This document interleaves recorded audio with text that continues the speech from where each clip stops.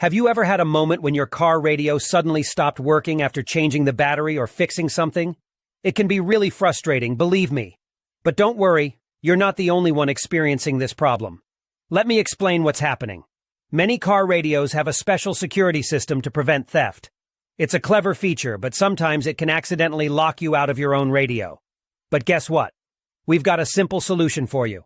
In today's video, we're going to show you how to unlock your car radio and get your stereo working again. The best part is, you don't need to know a lot about technology or spend any money to do it. That's right. This method is completely free and anyone can do it. So let's get started and fix your car radio together.